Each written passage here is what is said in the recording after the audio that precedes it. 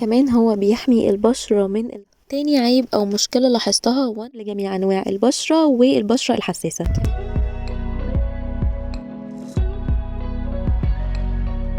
هلو يا حلوين، ازيكم؟ يا رب تكونوا بألف خير.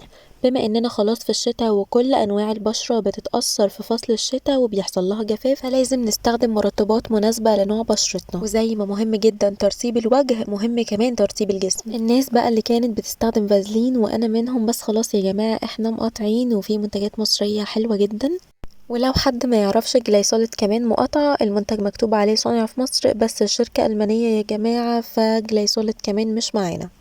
جايبالكوا بقى النهاردة بادي لوشن مصري ولطيف وسعره كويس، وزي ما اتعودنا في كل ريفيو بنتكلم عن كل حاجة تخص البرودكت، السعر والحجم والمميزات والعيوب، وينفع لمين وما ينفعش لمين، وتركيبة المنتج وتجربتي انا الشخصية وكل حاجة. فلو مهتمين تعرفوا كل ده بليز كملوا الفيديو للآخر. عايزة افكركم لو دي اول مرة بتشوفوني ما تنسوش تشتركوا في القناة وتفعلوا جرس الاشعارات عشان يوصلكوا اشعار اول ما انزل اي فيديو جديد. ويلا بينا نبدأ. في الاول بس عايزة اقول لكم ان ماكرو بانسينول في منه كريم ولوشن. لو الفيديو هيطول هتكلم عن اللوشن بس في الفيديو ده، والكريم في الفيديو اللي بعد ده على طول. اول حاجة هنتكلم فيها وهي مكونات البرودكت.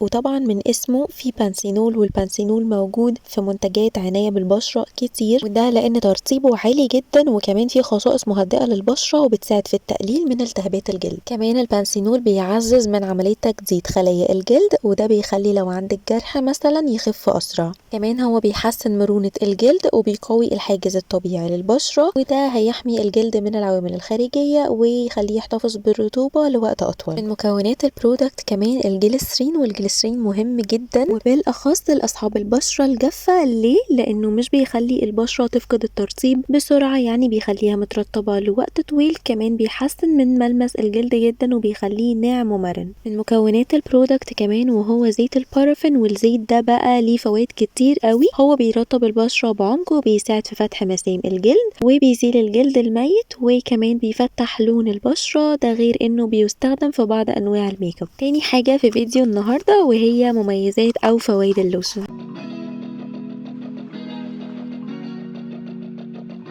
هو لوشن خفيف قوي، البشرة بتمتصه بسرعة جدا وعشان كده هو مناسب للاستخدام اليومي، وكمان مش بيسيب اي طبقة دهنية على الجلد.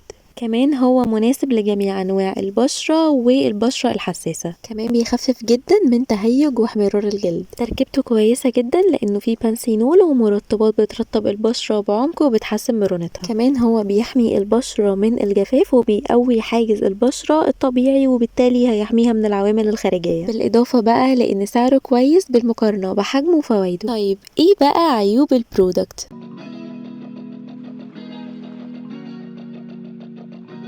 بالنسبة لي أنا حجمه مش كبير، يعني أنا استخدمته حوالي مرتين أو 3 والعبوة حوالي نصها، بس بالمقارنة بسعره مش أسوأ حاجة. تاني عيب أو مشكلة لاحظتها وأنا بستخدمه إنه بعد ما بيتفرد على الجلد والبشرة بتمتصه بيسيب زي ملمس ستيكي شوية، بس احساس التلزيق ده مش بيفضل، يعني دقيقة دقيقتين وخلاص الجلد بيكون ناعم ومش بتحسي بأي حاجة. المنتج بقى ينفع لمين وما ينفعش لمين؟ هو زي ما قلت مناسب لكل انواع البشرة، بس البشرة الجافة جدا هو هيرطب وكل حاجة، بس الترطيب مش هيكون قوي وهتبقي محتاجة ترطبي اكتر من مرة، يعني مرة واحدة مش هتكون كفاية خصوصا في الشتاء. بالمناسبة كمان لو حد حابب يشتري البرودكت موجود على نون، وانا عندي 3 برومو كودز. لو استخدمتوا اي برومو كود منه هيجيلكوا خصم اضافي فوق الخصم 10%. بس كده، يا رب تكونوا استفدتوا، ما كنتش طولت عليكم. لو استفدتوا ما تنسوش تعملوا لايك للفيديو ده وشير مع صحابكم. كمان اشتركوا في القناة لو لسه ما اشتركتوش لحد دلوقتي، وفعلوا جرس الاشعارات عشان يوصلكوا اشعار اول ما انزل اي فيديو جديد. كمان لو عندكم اي سؤال اكتبولي في الكومنتات، انا برد على كل الاسئلة. وبس كده، باي باي.